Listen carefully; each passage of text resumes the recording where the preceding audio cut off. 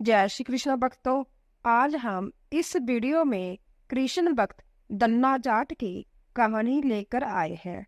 दन्ना जाट का जन्म 20 अप्रैल 1415 ईस्वी को राजस्थान के टोंक जिले के द्वांकड़ा नाम के गांव में एक सामान्य जाट परिवार में हुआ था। इनके पिता गांव के किसान थे जिनका नाम रामेश्वर जाट था तथा इनकी माता का नाम गंगाबाई गढ़वाल था। दन्ना जाट एक उच्च कोटि के कृष्ण भक्त और कवि हुए। इन्हें दन्ना भगत और दन्ना सेठ के नाम से भी जाना जाता है। इनकी भक्ति का प्रताप ऐसा था कि संभ्या भगवान कृष्ण इनकी गाय चराने आते थे और इनके साथ भोजन करते थे। इनके गांव द्वाकला में सिख समुदाय के लोगों ने दन्ना जाट जी के नाम से एक भव्य गुरुद्वारे का निर्माण करवाया है। दन्ना जाट जी के द्वारा गाए हुए कई पदों को गुरु ग्रंथ साहिब की गुरबानी में भी स्थान दिया गया है। दन्ना जाट का जन्म एक सामान्य कृषक परिवार में हुआ था। इनके पिता मुख्य रूप से कृषि और गौ पालन किया करते थे। एक दिन दन्ना जी के परिवार के कुलगुरु, जिनका नाम पंडित त्रिलोचन था, तीर्थ यात्रा करके लौटे और कुछ दिनों के लिए दन्ना जी के घर पर ठहरे। पंडित त्रिलोचन शालिग्राम भगवान की सेवा किया करते थे। वह बड़े भाव से शालिग्राम शिला की सेवा करते, पुष्प अर्पित करते और उन्हें भोग लगाने के बाद ही भोजन ग्रहण किया करते थे। बालक दन्ना पंडित जी को यह सब करते हुए देखता था। उसे भगवान की सेवा बहुत पसंद आई। कुछ दिन बाद जब पंडित जी जाने लगे तब बालक दन्ना पंडित जी के शालिग्राम भगवान के लिए जिद करने लगा, मुझे ठाकुर जी चाहिए, मुझे ठाकुर जी चाहिए। परंतु पंडित जी अपने ठाकुर जी छोटे से बालक को कैसे दे सकते थे। दन्ना जी को उनके माता पिता ने बहुत समझाया परंतु दन्ना जी नहीं माने। अंत में लोगों ने पंडित जी से कहा कि अरे यह तो बालक है, इसे शालिग्राम जैसा कुछ और देकर बहला दो। अगले दिन पंडित जी नदी में स्नान करने गए। वहां से वह एक गोल मटोल थोड़ा बड़ा सा काले रंग का पत्थर ले आए। तब वह दन्ना जी के पास आकर बोले, मैं तुम्हें अपने ठाकुर जी दे दूंगा, लेकिन मेरे पास दो ठाकुर जी हैं, बड़े ठाकुर जी और छोटे ठाकुर जी। तुम्हें कौन से ठाकुर जी चाहिए? दन्ना जी ने झट से जवाब दिया, मुझे तो बड़े ठाकुर जी चाहिए। पंडित जी भी यही चाहते थे। तब पंडित जी ने दन्ना जी का वह काला पत्थर बड़े ठाकुर जी बताकर दे दिया। अब ठाकुर जी को पाकर दन्ना जी बहुत प्रसन्न हो गए। वह बड़े भाव से उनकी सेवा करने लगे। दन्ना जी गाय चराने खेतों में जाते तो ठाकुर जी को अपने साथ ले जाते। दन्ना जी की माँ ने उनको बाजरे की रोटी, साग, अचार और गुड़ खाने को दिया। अब दन्ना जी ने भी निश्चय किया कि वह भी पंडित जी की तरह ठाकुर जी को भोग लगाने के बाद ही भोजन ग्रहण करेंगे। तब दन्ना जी ने खेत में बहुत प्रेम से ठाकुर जी को पुकार कर भोग लगाया, परंतु ठाकुर जी ने भोग नहीं लगाया। दन्ना जी ने निश्चित किया जब तक ठाकुर जी प्रकट होकर भोग नहीं लगाते वह भी भोजन ग्रहण नहीं करेंगे। जब ठाकुर जी ने भोग नहीं लगाया तो दन्ना जी ने शाम को वह रोटी गाय को खिला दी। 3 दिनों तक ऐसा ही चलता रहा। न ठाकुर जी भोग लगाते और न दन्ना जी भोजन ग्रहण करते। चौथे दिन दन्ना जी की माता जी फिर से रोटी लेकर आई। अब दन्ना जी खेतों में जोर जोर से रोने लगे और ठाकुर जी से गुहार लगाने लगे। वह बोले, आप तो बड़े ठाकुर जी हैं, आपको तो लोग रोज ही छप्पड़ जमाते होंगे, परंतु मैं बालक 3 दिन से भूखा और परेशान हूँ। आपको मुझ पर दया नहीं आती? क्या मुझ पर दया करके ही थोड़ा भोग लगा लो जिससे मैं कुछ खा सकूं? क्योंकि पंडित जी ने कहा था कि आपको खिलाए बिना कुछ नहीं खाना, इसीलिए पहले आप खा लो, उसके बाद मैं ही खा सकूंगा। दन्ना जी की भोलेपन से की गई प्रार्थना को सुनकर भगवान श्री कृष्ण साक्षात प्रकट हो गए। अपने ठाकुर जी को देखकर दन्ना जी बहुत प्रसन्न हो गए। उन्होंने ठाकुर जी को माँ की दी हुई बाजरे की रोटी, साग और गुड़ खाने को दिया। ठाकुर जी बड़े चाव से रोटी खाने लगे। 4 रोटियां में से 2 रोटी ठाकुर जी ने खा ली। जब ठाकुर जी तीसरी रोटी को खाने लगे, तब दन्ना जी ने उनका हाथ पकड़ लिया और कहा, सारी रोटियां आप ही खा जाओगे तो मैं क्या खाऊंगा? मुझे तो बहुत भूख लगी है। मैंने तो 4 दिनों से कुछ भी नहीं खाया। 2 रोटी आपने खा ली, अब 2 रोटी मेरे लिए छोड़ दो। इसके बाद ठाकुर जी मुस्कुराने लगे और बची हुई 2 रोटियां दन्ना जी ने खाई। अब तो यह उनका रोज का नियम हो गया। दन्ना जी जब गाय चराने जाते तो भोजन खेतों में जाकर ठाकुर जी के साथ ही करते। एक दिन ठाकुर जी ने दन्ना जी से कहा, तुम रोज मुझे रोटी खिलाते हो, मैं मुफ्त में रोटी नहीं खाना चाहता, इसीलिए मैं तुम्हारा कोई काम कर दिया करूंगा। दन्ना जी ने कहा, मैं तो बालक हूँ, केवल गाय ही चराता हूँ, मैं आपको क्या काम बता सकता हूँ। तब ठाकुर जी ने कहा, मैं तुम्हारी गाय ही चरा दिया करूंगा।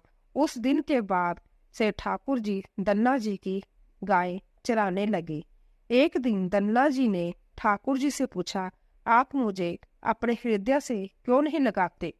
तब ठाकुर जी ने कहा, मैं तुम्हें प्रत्यक्ष हो गया हूँ, लेकिन पूरी तरह से मैं तब मिलता हूँ जब कोई सदगुरु जीव को अपना लेते हैं। अभी तक तुमने किसी गुरु की शरण गति ग्रहण नहीं की है, इसीलिए मैं तुम्हें अपने हृदय से नहीं लगा सकता। तब दन्ना जी बोले, मैं तो जानता नहीं कि गुरु किसे कहते हैं, फिर मैं किसे अपना गुरु बनाऊं? ठाकुर जी बोले, काशी में जगत गुरु श्री रामानंदाचार्य मेरे ही स्वरूप में विराजमान है, तुम जाकर उनकी शरण ग्रहण करो। ठाकुर जी के कहे अनुसार दन्ना जी ने काशी जाकर श्री रामचंद्राचार्य जी की शरणगति ग्रहण कर ली। उस समय दन्ना जी की आयु 15-16 वर्ष के आसपास थी। श्री रामचंद्र आचार्य जी ने दन्ना जी को अपने शिष्य के रूप में स्वीकार कर लिया और उन्हें आदेश दिया कि अब तुम अपने घर चले जाओ। दन्ना जी बोले, गुरु जी, अब मैं घर नहीं जाना चाहता, तो आप मुझे घर जाने का आदेश क्यों दे रहे हो? गुरु जी बोले, अगर तुम जहाँ रहकर भजन करोगे तो केवल तुम्हारा ही कल्याण होगा, लेकिन अगर तुम अपने घर जाकर खेती किसानी करते हुए, अपने माता पिता की सेवा करते हुए भजन करोगे तो तुम्हारे साथ कई जीवों का आदान हो जाएगा। गुरुजी के आदेश पर दन्ना जी घर लौट आए। इसके बाद जैसे ही दन्ना जी घर पहुंचे, ठाकुर जी ने उन्हें अपने हृदय से लगा लिया। इसके बाद दन्ना जी खूब संत सेवा करने लगे। तब जब भी उनके गांव में कोई साधु संत आते, दन्ना जी उन्हें अपने घर ले आते और बड़े प्रेम से उनकी सेवा करते, उन्हें भोजन खिलाते। संतों की सेवा करने के कारण अब उनके घर दूर दूर से साधु संत पधारने लगे। दन्ना जी उन सभी का बड़े प्रेम से सत्कार करते और उन सभी को भोजन खिलाते। एक दिन दन्ना जी के पिता जी ने दन्ना जी से कहा, देखो भाई, हम लोग गृहस्थ लोग हैं, यदि महीने में एक आध बार कोई साधु आ जाए तो हम उनकी सेवा भी कर दे और उन्हें भोजन भी करा दे, लेकिन तुम्हारी इन साधुओं से ऐसी दोस्ती हो गई है कि हर दूसरे दिन कोई ना कोई साधु चला आता है और अपने साथ 1-2 को और ले आता है। ये ठीक नहीं है। हम अपनी खेती बाड़ी का काम करें या इन साधुओं की सेवा करें।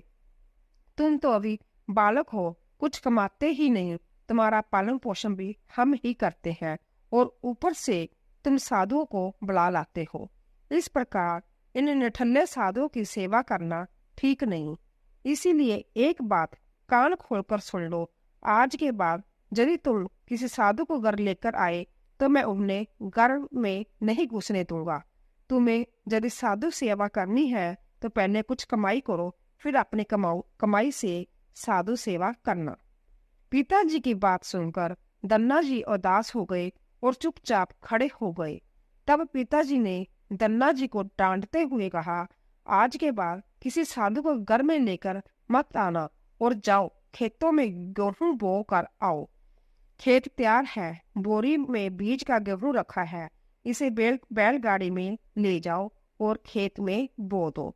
दन्ना जी ने बैलगाड़ी में गेहूं रख लिया और खेत में बोने चल दिए।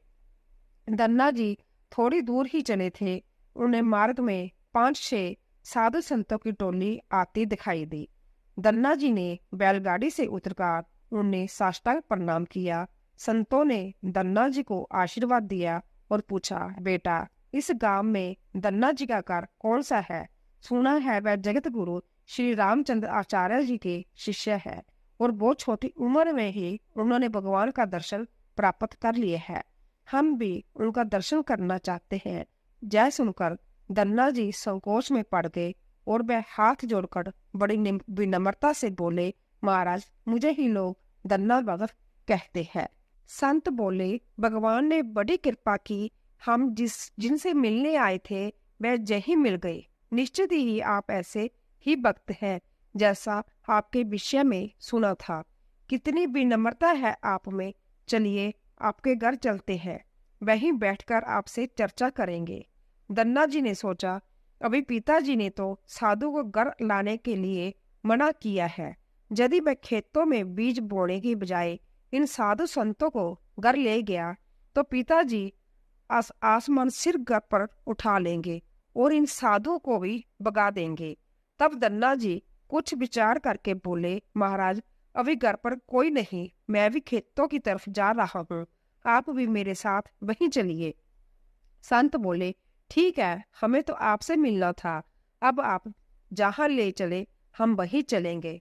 फिर दन्ना जी उन सभी को अपने खेत ले गए। खेत में एक पेड़ के नीचे बड़े चबूतरे पर साधुओं को बिठाकर बोले, महाराज आप यहीं पर कुछ देर विश्राम कीजिए, तब तक मैं आपकी भोजन की व्यवस्था करता हूँ। यह कहकर दन्ना जी वहां से बैलगाड़ी लेकर चले गए। बैलगाड़ी लेकर दन्ना जी सीधे बनिया की दुकान पर पहुंचे। वहां पर उन्होंने बैलगाड़ी में जो बीज वाला गेहूं जो खेत में बोने के लिए रखा था उसे बनिया को बेच दिया और उससे दाल बाटी और चूरमा बनाने का सारा सामान खरीद लिया।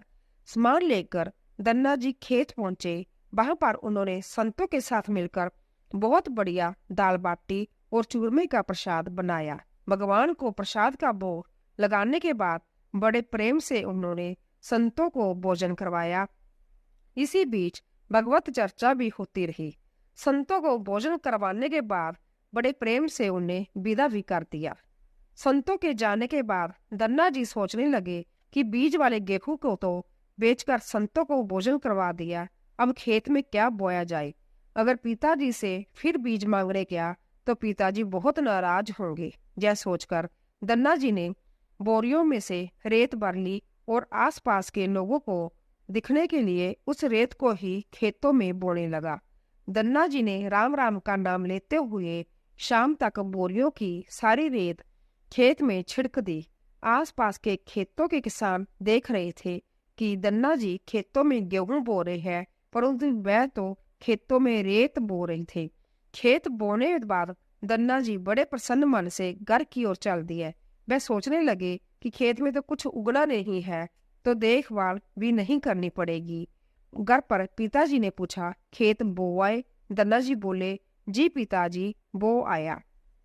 कुछ दिन बाद दन्ना जी के पिता और गांव के कुछ बड़े बूढ़े लोग दन्ना जी के पास आए और बोले कि तुमने कैसा खेत बोया है, ऐसी फसल तो हमने अपने जीवन में आज तक नहीं देखी। ऐसा लगता है जैसे गेहूं का एक एक दाना नाप नाप कर एक समान दूरी पर बोया गया है और सारे ही दाने उग आए हैं। इतनी सुंदर फसल तो हमने आज तक नहीं देखी। यह सब तुमने कैसे किया? दन्ना जी सोचने लगे, यह सब उनको ताने मार रहे हैं, खेत में कुछ उगा ही नहीं तो होगा क्या। तब दन्ना जी ने संभ्या खेत पर जाकर देखा। वहां जाकर आश्चर्यचकित रह गया। उन्होंने देखा कि जिस खेत में उन्होंने रेत बोई थी वहां पर फसल उगाई है और ऐसी सुंदर फसल उन्होंने कभी नहीं देखी। फसल को देखकर दन्ना जी को भगवान की कृपा का एहसास हुआ और उनकी आंखों में आंसू निकल आए। दन्ना जी जोर जोर से रोने लगे। जब दन्ना जी के पिताजी और अन्य गांव वाले ने रोने का कारण पूछा, तब दन्ना जी ने रोते हुए सारी घटना कह दी। दन्ना जी बोले, पिताजी, जब आपने संतों को घर लाने के लिए मना किया था और खेत बोने के लिए गेहूं दिया था, उसी दिन मुझे मार्ग में कुछ संत मिल गए। मैंने उन संतों को अपने खेत पर ठहराया और बीज वाला गेहूं बड़ियों को बेचकर संतों को भोजन करवाया। इसके बाद मैंने खेतों में रेत बो दी थी। रेत बोने के बाद यह फसल कैसे आ गई मुझे नहीं मालूम। दन्ना जी की यह बात सुनकर उनके पिताजी के भी आंसू निकल आए और वह बोले, मेरा धन्य भाग जो मेरे घर में ऐसे पुत्र ने जन्म लिया। आज के बाद हम तुम्हें रोकेंगे नहीं। खूब साधु बुलाओ, खूब संत सेवा करो, हम तुम्हें अब कभी नहीं मना करेंगे। आज से भी वो भगवान की भक्ति किया करूँगा और तुम्हारे साथ संतों की सेवा किया करूँगा। इसके बाद दन्ना जी और उनके परिवार वाले खूब संत सेवा करने लगे। कुछ समय बाद दन्ना जी की उगाई हुई फसल को काटने का समय आ गया। उस फसल से उतने ही आकर की खेती से 50 गुना ज्यादा गेहूं निकला। यह गेहूं इतना ज्यादा था कि उसे रखने तक की जगह नहीं बची। गांव में सभी लोग दन्ना जी की फसल देखकर आश्चर्य करने लगे। जब अब दन्ना जी और उनका परिवार अपनी क्षमता के अनुसार खूब संत सेवा और भगवान की भक्ति करने लगा, उनके घर हमेशा साधु संतों का तांता लगा रहता। साधु संतों की बड़ी बड़ी जमातें आती। दन्ना जी बड़े प्रेम से उन सभी का सत्कार करते। अब दन्ना जी जब भी खेतों में फसल बोते हुए हर बार ऐसी ही फसल होने लगी। अब दन्ना जी अपने गांव के बड़े किसान बन गए। गांव के सभी लोग दन्ना जी को चमत्कारी संत मानने लगे और उनके खेतों की मिट्टी को भी चमत्कारी मानने लगे। अब जिन लोगों के खेतों में प्राय फसल नहीं होती, वो लोग दन्ना जी के खेतों की मिट्टी ले जाकर अपने खेतों में छिड़क लेते, जिससे उनकी फसल भी अच्छी होने लगी। चारों तरफ दन्ना जी की जय जयकार होने लगी। एक बार भगवान ने दन्ना जी की परीक्षा लेनी चाहिए। दन्ना जी के गांव में अकाल पड़ गया। दन्ना जी बड़े किसान थे, उनके पास बहुत खेती थी और अन्न के भंडार भरे थे। अकाल के कारण उनके गांव और आसपास के क्षेत्रों के ब्राह्मण, संत, गरीब और जरूरतमंद लोग दन्ना जी के पास मदद की उम्मीद से आने लगे। दन्ना जी भी उन्हें दोनों हाथों से भंडार लौटाने लगे। कभी कोई जरूरतमंद उनके घर से खाली हाथ नहीं लौटा। धीरे धीरे दन्ना जी का अन्न भंडार समाप्त होने लगा, परंतु दन्ना जी ने निश्चय किया, जब तक उनका सामर्थ्य है वह किसी को भी जरूरतमंद को निराश नहीं करेंगे। अपना सब कुछ बेचकर भी लोगों की मदद करेंगे। दन्ना जी की संत सेवा से प्रसन्न होकर एक दिन उनके पास संत के वेश में संभ्या ठाकुर जी आए। संत ने उन्हें तुम्बा के बीज दिए और कहा, दन्ना जी, इन बीजों को अपने खेतों में बो दो और जब इनकी फसल पक जाए तो उससे भी जो भी प्राप्त हो उस लोगों की सेवा में खर्च करना। दन्ना जी ने ऐसा ही किया। संत की आज्ञा से उन्होंने तुम्बा के बीज खेतों में बो दिया। गांव के लोग कहने लगे, लगता है दन्ना जी पागल हो गए हैं, ऐसे भीषण अकाल में फसल बो रहे हैं और वो भी तुम्बा की। इस कड़ुए तुम्बा को तो पशु भी नहीं खाते, यह तो केवल कमंडल बनाने के काम आता है। ऐसी फसल यदि उग भी गई तो उसका क्या फायदा। परंतु दन्ना जी ने संत के कहे अनुसार अपने खेतों में तुम्बा के बीज बो दिए। कुछ दिन बाद तुम्बा फसल उग गई। सभी लोग आश्चर्य करने लगे कि ऐसे भीषण अकाल में बिना पानी के कोई फसल कैसे उग सकती है। कुछ ही दिनों में दन्ना जी का खेत हरा भरा हो गया। इसी बीच दन्ना जी जरूरतमंद की सेवा करते रहते। दन्ना जी ने अपना सारा अन्न भंडार लुटा दिया। उनके घर में जो फसलों के बीज रखे थे वह भी उन्होंने संतों को भोजन के लिए दान कर दिए। अब उनके पास अपने परिवार के गुजारे लायक भी अन्न नहीं बचा था। गांव के लोग कहने लगे, बड़ा मूर्ख है जो सारा अन्न लौटा दिया, अपने परिवार के लिए कुछ नहीं रखा और इसने फसल भी बोई तो तुम्बा की, इसे खा भी नहीं सकते। दन्ना जी को लोगों की बातें से कोई फर्क नहीं पड़ता, तो भगवान का नाम लेते रहते और लोगों की मदद करते रहते। एक दिन ऐसा आया जब दन्ना जी खेतों में लगी फसल पक गई।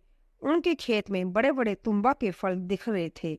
दन्ना जी ने सोचा, अब दान करने को तो कुछ नहीं है, अब इन तुम्बा को कमंडल बनाकर संतों को दिया करेंगे। दन्ना जी खेतों में लगे सभी तुम्बा के फल तोड़कर घर ले आए। घर आकर जैसे ही उन्होंने एक तुम्बा का कमंडल बनाने के लिए काटा, उन्होंने देखा यह तुम्बा हीरे मोती जवाहरात और कीमती रत्नों से बड़ा हुआ था। तुम्बा को कीमती रत्नों से बड़ा देखकर वह चारे चंकित रह गया। उनके पास तो तुम्बा की पूरी फसल थी। उन्होंने देखा सभी तुम्बों में से ऐसे ही कीमती रत्न भरे हुए हैं। अब उनके पास इतने कीमती रत्न और जवाहरात हो गए थे जितने किसी राजा के पास भी शायद ही हो। इस चमत्कार को देखने के बाद दन्ना जी को उन संतों की याद आई जिन्होंने उन्हें तुम्बा के बीज दिए थे। उन संत ने कहा था कि इस फसल से जो भी प्राप्त हो उससे लोगों की सेवा करना। अब दन्ना जी उस धन से लोगों की सेवा करने लगे। वह फिर से दोनों हाथों से लोगों की मदद करने लगे। उस समय वह अकाल कई वर्षों तक चला। उस समय दन्ना जी ने अपने घर में और आसपास के कई गांवों में लंगर शुरू करवा दिए। आसपास के सैकड़ों गांवों के लाखों लोग वर्षों तक दन्ना जी के लंगर में तीनों समय भोजन किया करते थे।